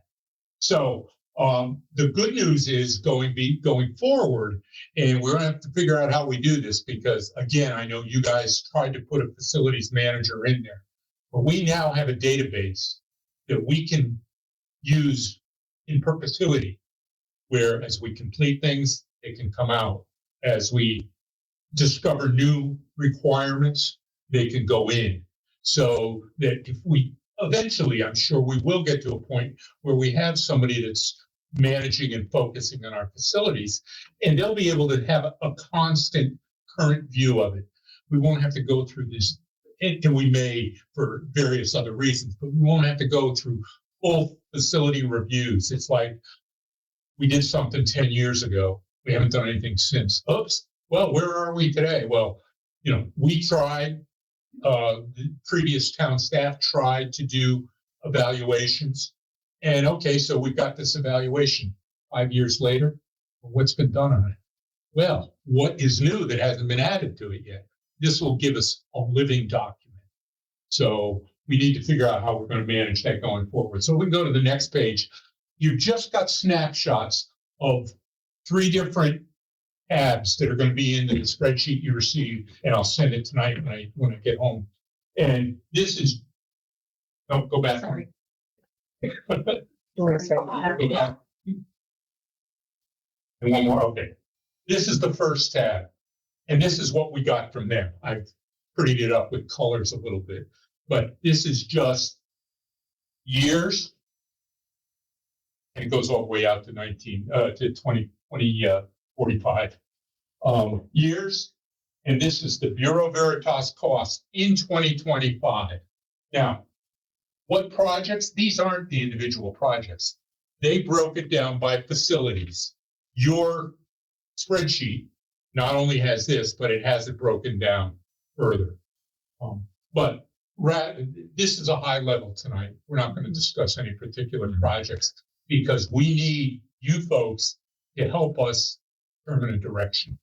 There are going to be things that when you go through these spreadsheets that you're going to say, like there was one thing in there that that's already been taken out. They wanted to replace all the bricks on the 2 schools, or we replaced all the bricks, and that was what, $6 million or something? $10 million. But that's the other thing that I think. But that's not in there. Right. But the point being is there will be other things in there that just say maybe we don't need to do this. Mm-hmm. But this is what their architects, their engineers, their professional building people, when they look at a building, these are all things that they evaluate. And they say, well, it's good for 15 years. So 15 years from now, you've got to fix it. Like we just put a roof on the elementary school. There are numbers in there 20 years from now for putting another roof on the elementary school. So there is some overlap. And you need to understand that as we go through it. That's why we're here tonight to talk high level. We need to go through this individually, all the stuff in there, determine what we want to do and what we don't want to do. And projects that they want to do in 2032, maybe we want to do them in 2026, 27. We can move those around. These were put in the place that they are based on the age, how long, for instance, our heating systems in our 2 elementary schools, if we really were to put those in, they should be in last year. No, they should have been in before last year because the last time they were really updated was in 2000, 2002. So, so they've tried to spread things, but they've also tried to put them in the time frame that they're appropriate to be in there. Mm-hmm. And we can change all of that. But so the first tab is just the 2025 costs. Second tab, and I did it in color because you'll see on the next tab there's going to be a white column and a color column. The second tab is the cost of the projects in that year. The $43,347 is the cost in 2029 with compound interest, and we used 5%. And 5% is probably right now maybe a little bit slim. But when it came to us, it came with a total number increase of 3%. Well, if we give you the 2025 cost and add 3% to that, you have no clue what we're going to spend in 28, 29, 30, 31. So that's the second tab, just if you want to look at it just as at extended costs. And the real crusher is the third tab. One of the things that Mal and I did when we started putting this together was we need to escalate these costs based on Connecticut, Eastern Connecticut, and he and I and another member of the committee did a lot of research. We contacted Engineering News and Record, also the Connecticut Construction Institute, two different entities. They all said since 2015 for Eastern Connecticut municipal building projects, you've got to figure around 5% construction escalation year over year. Hmm. So that's one of the first adjustments that Mal and I made was 3% is being optimistic, unrealistic, and will never not hold true. And the longer you forecast something up, the shock will be to town residents, town council, board of finance. The numbers are not valid. So it's unfortunate, but we're very confident by support from two different entities that 5% escalation is better. Yeah, and we have one more area, and not to leave this presentation tonight, but think back last month when we gave you the final numbers for the Department of Public Works project, and there was all this discussion, around town that 2017 it was going to cost this much, and, all that stuff. In that presentation, what we showed you was a graph or was a chart that did both a 5% increase each year from 2017 up until the end of the project. And we also did the engineering companies, what did they call that, building cost index? Yes, building cost index. We did that, which was different percentages each year. And 5% is an average, but we actually took their numbers, and guess what? The numbers came out within like $300,000 of each other on a $28 million project. That's pretty close.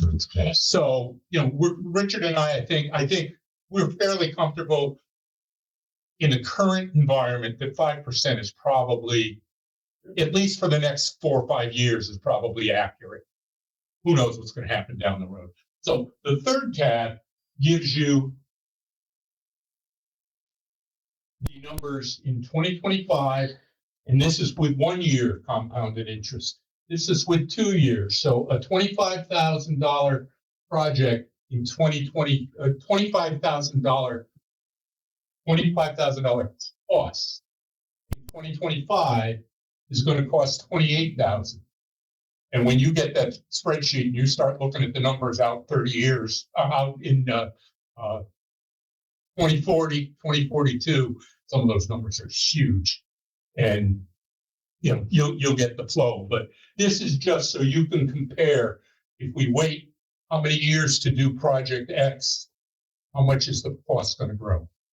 We can't bring them all into this year and next year and the year after. So we're going to have to live with some of that. But this will give you a real picture of what that time is doing. So if we go to the next tab, I tried to give you the total numbers down here, and this is each item all the way out. So 1,000,007 becomes 2,000,008. And if we go to the next tab all the way down to the bottom of the page, can you scroll? I can't see the bottom of the page. You can just, I can, sorry. Keep my hands off there. There.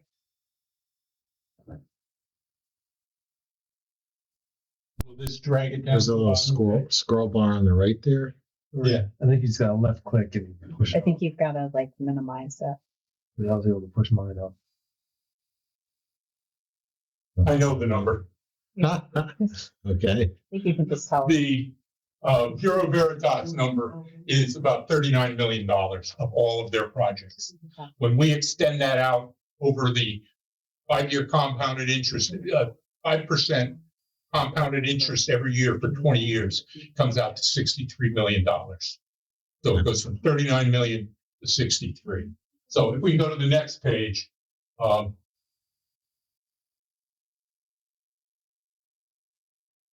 this just breaks it out. This is each facility or each piece of facility that they indicate, how big of the total pie and what the cost is. So fire station number 1 is going to cost us in over the next 20 years, $1 million.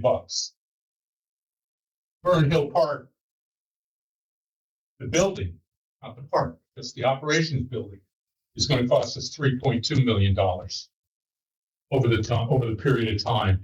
And the way they've split it out, if we go to the next page,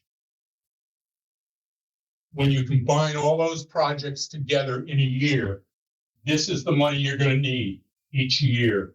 And it's hard to read there just because of the size. It's in this screen, but you'll see in the presentation, which you'll get live, you'll get electronically also, that we go from $8 million a year in the last year, and the lowest is like $811,000. And very honestly, this is money we currently don't budget. So we have to expand that's why I say you were the straight man on this. We have to expand our revenue because this can't come from the taxpayers. Right. So, and if we can go to the next page. So in summary, this is what you've got. You've got $63 million for just the Bureau Veritas projects. Now, that doesn't include everything. It doesn't include Department of Public Works transfer stations, $28 million. Doesn't include what we're going to do this summer at Gilead Hill School, the roof, asbestos, and the code violation of the firewalls. That's another $2.9 million. We've got $7 million for each Hebron Elementary School and Gilead Hill School. If you recall, some of you may not have been aware of this because you weren't here at the time, but the Department of Education got big on, we got to get air conditioning in all the schools. Mm-hmm. You guys probably, some of you probably remember that. Yeah. Well, they kind of backed off that, but it still is a federal recommendation I'll use. There's no money that comes with it, but it's a recommendation. So we got another 14 million between the two schools there. And one other thing that this goes way back. Do you remember we replaced all the pipes in the elementary school because we had lead from the solder? Yeah. Well, at that time, it was also brought up, and it's kind of just laid low there. But Gilead Hill School is not that much older, newer, the pipe system in that school than Hebron Elementary School was. That was before PEX. That was when they used used solder that contained lead and copper pipes. And that would be about another at the time. And we had the estimate in 2020 was $1.1 million for new pipes in that school. Now, as I said, we get down the road. Maybe we don't want to change the pipes in that school. Maybe we want to build a new school, because you've heard that too. And so all of this is give and take type stuff. But these are hard numbers that we have. So the projects that weren't listed because we told Bureau Veritas, no, we already got these going. We understand the exposure there. Don't waste your time on those projects. But that's another $46 million. So right now we're looking at over 20 years, we're looking at $109 million, which can be moved around depending on what we try to do. Again, remember, we're high level. We're high level today. And just keep in mind that in the past, we have done Hebron Elementary School roof this past summer, $1 million. We did the domestic water system there in 2020. That was $1.1 million.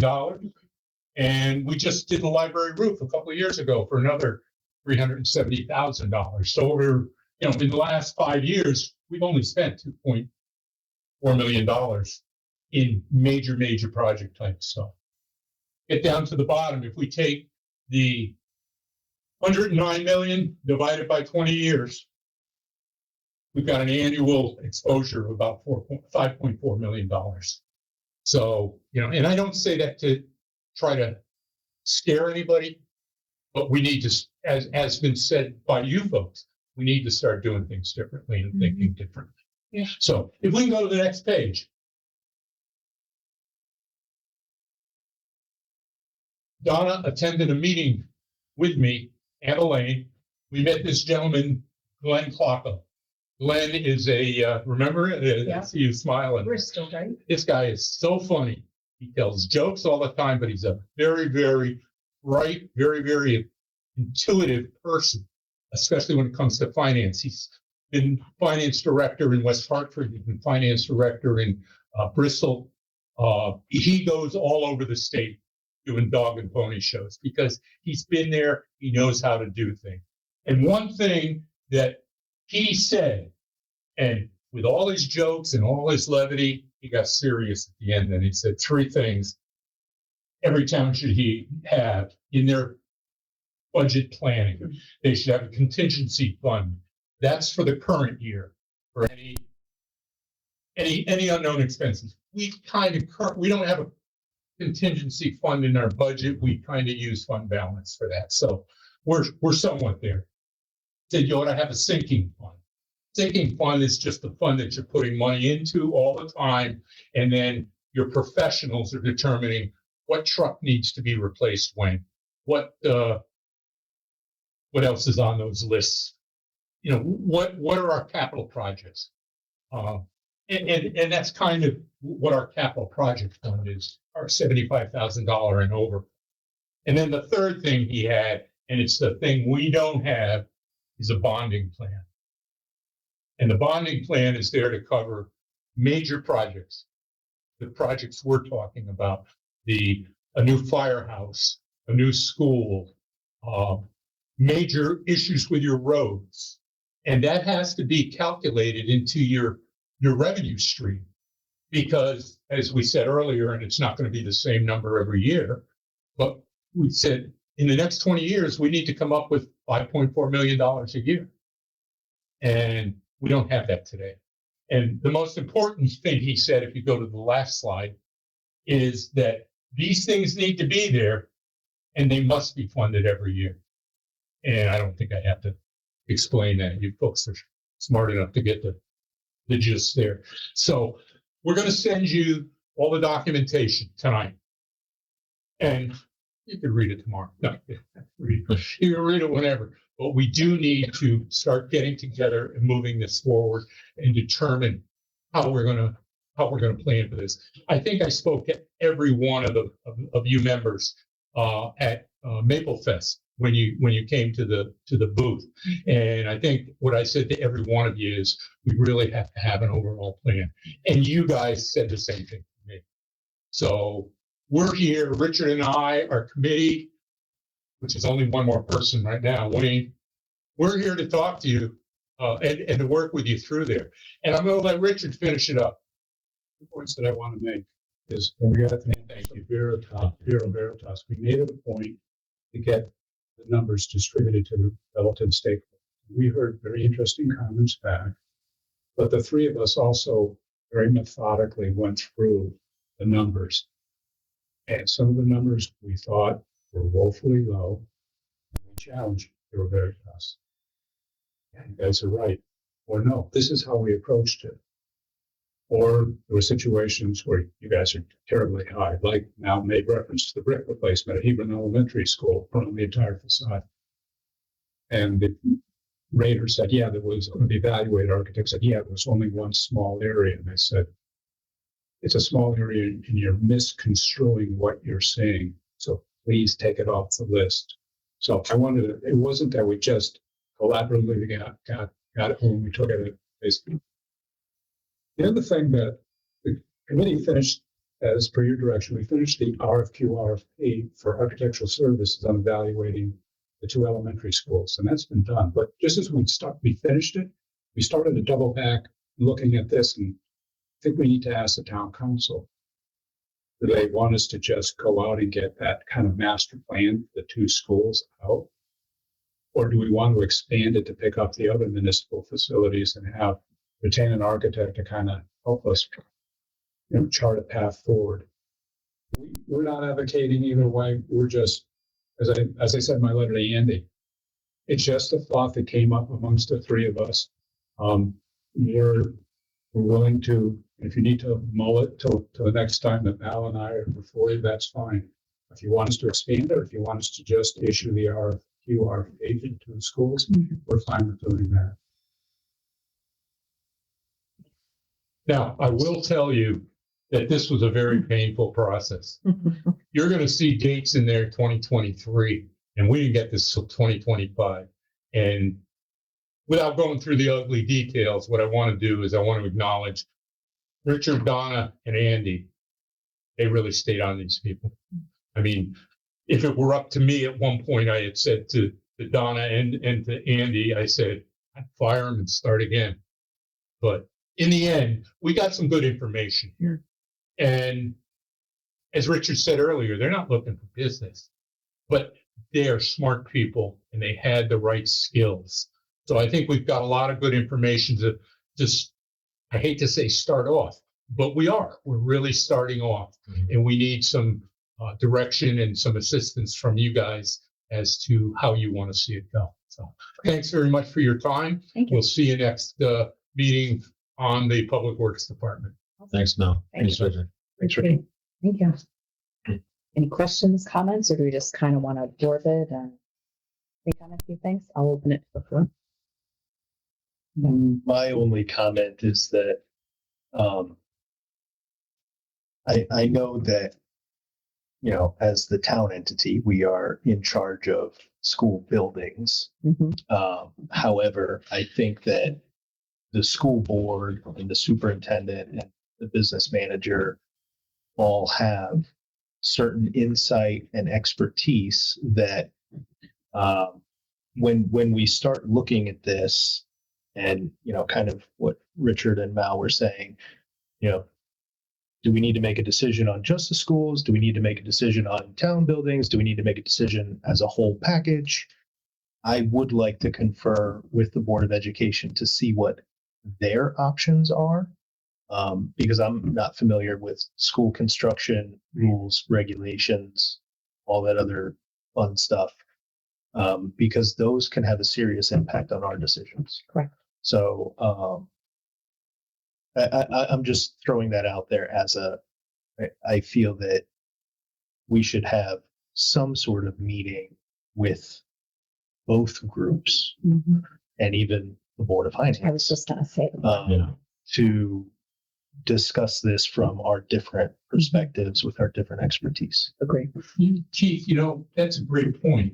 And I'll bring you back to, and at least I think you two guys were with us last March when we met. And we discussed this and we said, well, where's the school board? We got to get back together with the school board. We haven't done that yet. So that may be the first step, is to get Board of Finance, school board, you folks, building committee together and just kind of rehash this, get this information to everybody. But again, as Richard said earlier, however you guys want to go, we'll go. But that's a very valid point and appropriate. Yeah, because Richard is already doing 75 things in town. If there's something that we can get the school board to lift some of that weight and take the pressure off, I'm sure that Richard would love all of us for decades to come. Agree. Great. I would just add to that, part of it has to be a long-term vision for the schools, right? Do we still keep 2 elementary schools, or do we build one new one? Where? Those all have to be considerations too. How much do we maintain before it's we're not getting that return on investment anymore, investing in an existing, school that's fallen apart, has lead pipes, whatever it is, asbestos that we're cleaning up. I think we're on top of those major issues, but there's a plethora of other issues that happen with these older buildings, and they're dying buildings, and it's not good for our young people to be in these buildings that don't have air conditioning, don't have the latest technology. And so at some point, it's better to invest and get, find where we can find those economies of scale, where we can maybe reduce the number of buildings we have if we combine them. Yeah, And we have a whole dog and pony on just that issue that we're not going to talk about. Okay. yeah, and not just, building consolidation from our perspective, but getting the school board's perspective on, what kind of staffing and program efficiencies Right. would being under Right. one roof Correct. allow them to That's Yeah. right. incorporate. For sure. So, For sure. Good thoughts. Anyone else before we move on? Thank you. All right, thank you very much. Thank you for the guys. presentation. Thanks for Appreciate it. listening. We look forward to moving this thing along. Absolutely. That's critical. That brings us to item 9H, which is award contract for RAM generator project phase 1 testing and inspection. We have a request from the Public Building Committee to award the contract for this testing. Jan, would you like to take that motion? I can do that, Madam Chair.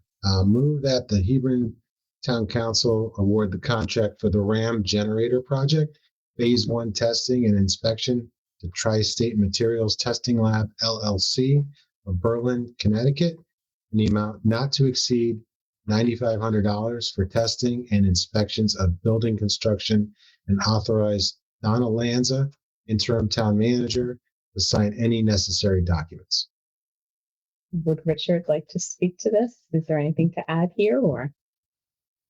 The only thing I can assure you is I put it not to exceed $9,500. I am very confident that we will not get close to that number, but sat with a contractor.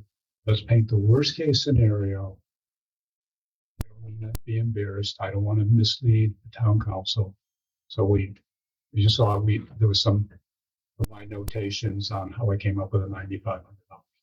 Confident based on things that are happening at the campus of RAM that will be well within that number. Right. excellent. Thank you. And there is money in the budget. Great. Any other questions, discussion? If Richard is confident, I'm confident. Usually when Richard's confident, we're all confident. That's right. We'll move to a vote. All those in favor, please signify by saying aye. Opposed, nay, or if you wish to abstain. Jan Lawrence. Jan Lawrence, aye. Claudia Riley. Claudia Riley, aye. Keith Pettit. Keith Pettit, aye. Sean Fitzgerald. Oh, Cheryl, aye. And myself, Tiffany Teely. Aye. Thank you. Will bring us to 9I, award contract for Gilead Hill Elementary School Code Violation Project. Another request from the Public Building Committee. Sean, would you be so kind? Yes, Chairman. I move that the Hebron Town Council award the contract for the Gilead Hill School Code Violation Project to Saracen General Contractors Incorporated of North Windham, Connecticut, in the amount of $381,200, and authorize Donna Lanza, interim town manager, to sign any necessary documents. Great. Sure. Anything to add here? Just very briefly, when I wrote the letter to Andy, I wanted to make sure that I also included the reference to the apparent low bidder so that you could see the dilemma that we faced as a building committee, opening and recording the bids. So I thought it was really important. You could see the substantiation and the reason why we rejected that.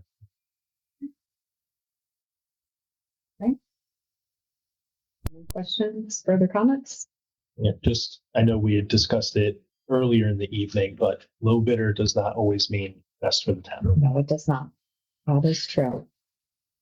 All right, hearing nothing further, we'll move to a vote. All those in favor, please signify by saying aye. Opposed, nay, or if you wish to abstain. Jan Lawrence. Jan Lawrence, aye. Claudia Riley. Claudia Riley, aye.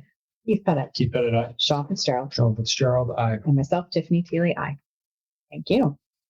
Brings us to 9J. I don't think we've ever had this many Right. letters before. This is a record. I'm sorry. Draft agenda for April 23rd, regular meeting. I think what I would suggest here, we'll probably want to keep the executive search for the town manager under old business, just so it's a standalone in case we have updates there. But as always, agenda items, you can get those into Donna and Dory now. And that brings us very quickly to item 9K. Any other new business? Any other from the interim town manager? Nothing. Anything else from the town council? Nothing. Alrighty. Now we move to the consent agenda. Consent agenda items are considered to be routine in nature, which the council may not need to discuss individually and may be voted on as a group. Any council member who wishes to discuss a particular item in this section may request the chair to remove it for later discussion and a vote as necessary. So we have a whole lot of minutes and a whole lot of tax refunds. So does anybody need to separate out any of the minutes or the tax refunds? I do not have edits this week. Does anyone have edits? No. We ready to go? I'll read the motion. Move that the town council approve the following consent agenda items and motions contained therein as if individually adopted. Approval of minutes, March 3rd, 2026, regular meeting budget workshop, March 10th, 2026, regular meeting budget workshop, March 17th, 2026, regular meeting budget workshop, March 19th, 2026, regular meeting, March 24th, 2026, regular meeting budget workshop, March 26th, 2026, regular meeting budget workshop, and the tax refunds as listed. Any further discussion? No. Hearing none, we'll move to a vote. All those in favor, please signify by saying aye. Opposed, nay. Or if you wish to abstain, Jan Lawrence. Jan Lawrence, aye. Claudia Riley. Claudia Riley, aye. Keith Pettit. Keith Pettit, aye. Sean Fitzgerald. Sean Fitzgerald, aye. Myself, Tiffany Teely, aye. Thank you. That brings us to item 11, which is liaison reports. Sean, anything from AHM? Nothing to report at the moment. We're still waiting on budget approvals as part of our process. Great. The Hebron Board of Education met tonight, so I will have an update. They keep doing that to me. I don't know why, but I'll have an update at our next meeting. Keith, Board of Finance. So the Board of Finance, I misspoke last time about this. The Board of Finance has met several times since as we've been meeting, but we've been in most of those meetings. So the only one we weren't officially in was they did meet on Tuesday to pass the final number for the budget, which we saw in the budget documents and drafts today. That's all moving forward towards referendum, and I look forward to it passing. Other than that, there's nothing new to report from Board of Finance. They'll be back to their regularly scheduled programming on the 4th Tuesday of this month. 4th Tuesday. Got it. Okay, that takes us to open space and WPCA, which are both Jets. Those are. So open space, have not met since we last convened. WPCA, we are meeting next Tuesday, so I should have something to report in our next meeting. Great. Okay, thank you. And RAM Board of Ed is Claudia. Very quickly, the RAM Board of Education gave a public presentation on their budget numbers, included extensive Q&A and public comment that evening. Other than that, the numbers haven't changed, and the budget was voted out of the committee or the commission. No abstentions, so okay, moving forward with that one. Okay, and that's how it goes to referendum. All righty.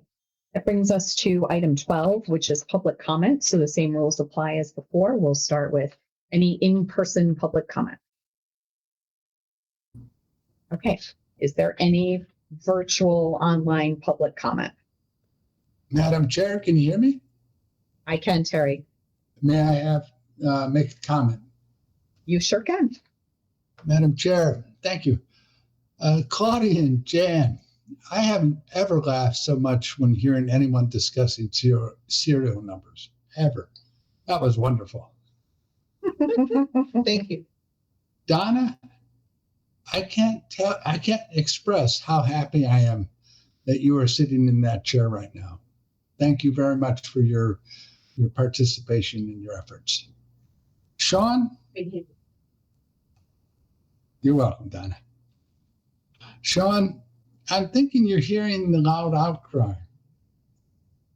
Don't mistake this for mistrust. I think the town trusts this council a great deal. We're just in a bind.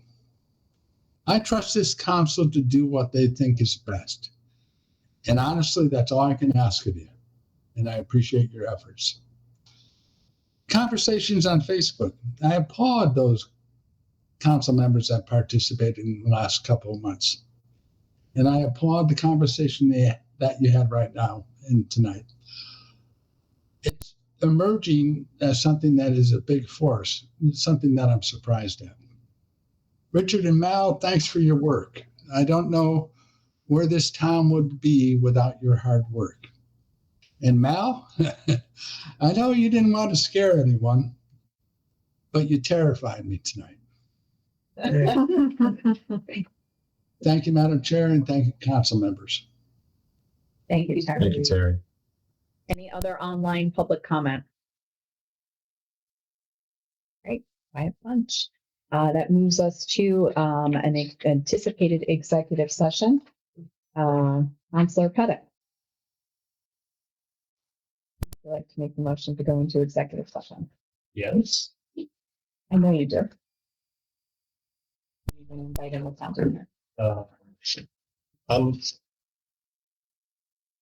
just making this up on it. Yeah. You're good at that. I would have told you that. Okay, I've always given you the exec session motions. I move that the town council enter into executive session at 9:00 PM and invite in Donna Lanza, interim town manager, and Matt Bordeaux, the town planner, for portions thereof. We vote on that, right? Yeah. And all those in favor, signify by saying aye. Aye. Thank you. Thank you, Hi, everyone. Have a everyone. good night. Thank you for your time. Have a good night.